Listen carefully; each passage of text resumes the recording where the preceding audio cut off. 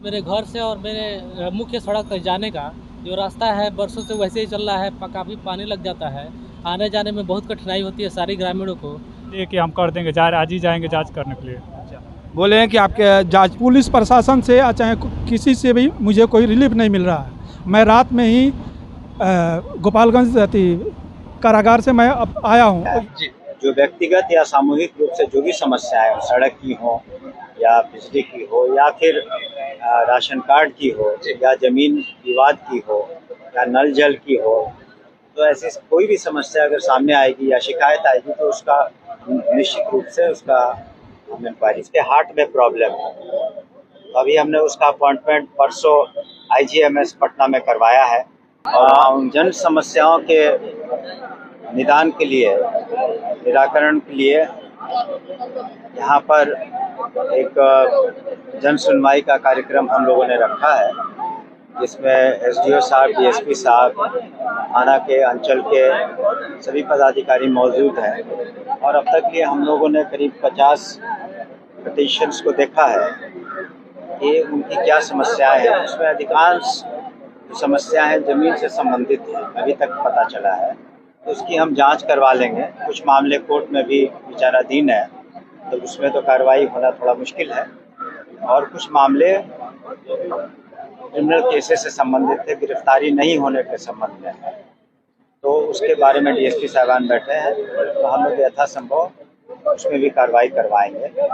मैं खुद भी जाता रहा हूँ क्षेत्र में विकास के सिलसिले में या सामाजिक कार्य के सिलसिले में, लेकिन एक जन सुनवाई का कार्यक्रम से वैसे कुछ लोग जिनसे मुलाकात नहीं हो पाती है वो आ सकते हैं, अपनी बातों को कह सकते हैं और जो स्थानीय स्तर पर उसका निराकरण होगा वो करेंगे। जो DMS में प्रॉब्लम है, तो अभी हमने उसका अपॉइंटमेंट परसों IGMS पटना में करवाया है और वहाँ उनकी उसके इलाज की हम लोग सारी व्यवस्था करेंगे। और आपको बता दें कि अब तक लिए इस कंस्टिट्यूएंसी में करीब 75 ऐसे मरीज हैं जिन लोगों को हम लोगों ने स्वास्थ्य विभाग के जरिए मुख्यमंत्री राहत कोष से करीब 40 या 45 हज़ार से 4.5 लाख रुपए तक दिए हैं।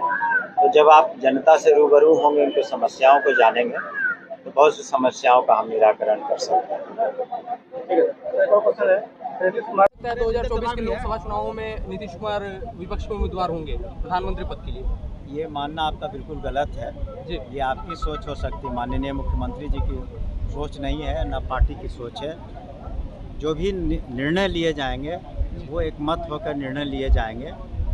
वर्तमान में माननीय मुख्यमंत्री जी एक सूत्रधार का काम कर रहे हैं कि किस तरह से विपक्ष सामने आए।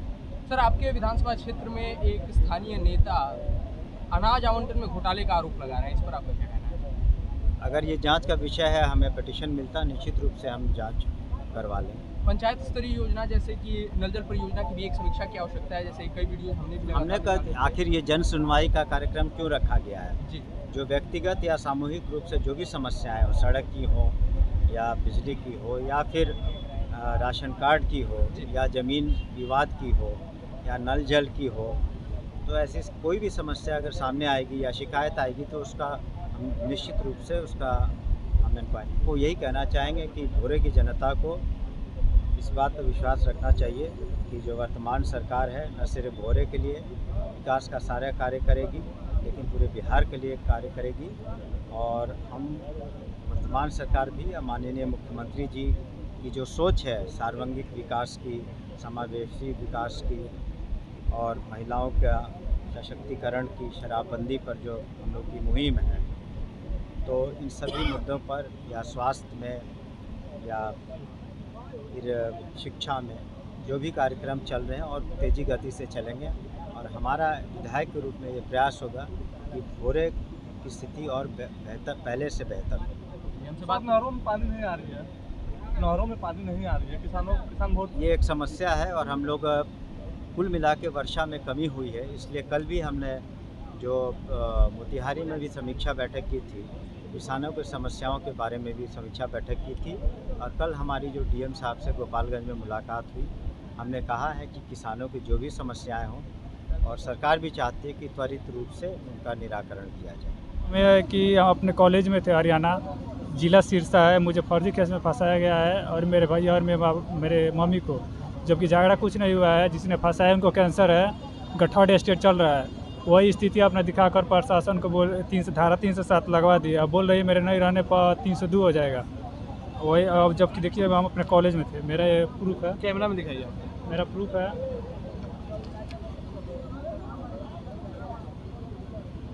आपको फर्जी केस में फंसाया गया है, तो मंत्री जी के पास आप गए, तो मंत्री जी किस तरह का आश्वासन दिए अभी आपको? मंत्री जी आश्वासन दिए कि हम कर देंगे, आज ही जाएंगे जांच करने के लिए। बोले हैं कि आपके जांच कमेटी बैठाया जाएगा और जांच किया जाएगा, है ना? जांच किया जाएगा, बोले जांच कर तुम्हारा नाम निकाल दिया जाएगा। आपका नाम क्या हुआ? दीपक कुमार सिंह। आप रहने वाले कहाँ के हैं? हम बिहार से हैं, रकबा। अच्छा, गांव का क्या नाम है आपका? रकबा। आश्वासन तो मेरा एप्लीकेशन लेकर कर उन्होंने दिया, लेकिन पुलिस प्रशासन से या चाहे किसी से भी मुझे कोई रिलीफ नहीं मिल रहा है।